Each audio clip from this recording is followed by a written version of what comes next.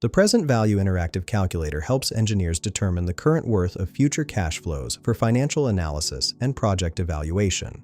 Let's walk through the inputs.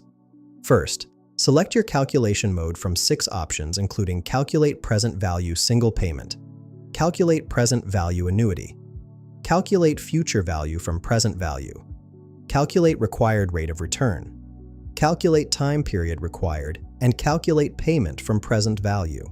I'm using Calculate Present Value Single Payment. Next, choose your compounding frequency: annual, semi-annual, quarterly, monthly, or daily. I've selected annual. The annuity type dropdown offers ordinary end of period or annuity due beginning of period.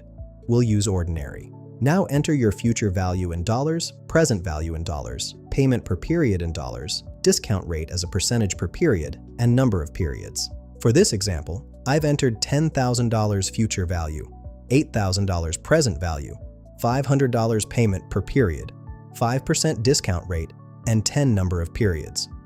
After clicking Calculate, the results show present value equals $6,139.13 and total discount equals $3,860.87. These values represent the current worth of your future payment and the time value discount applied.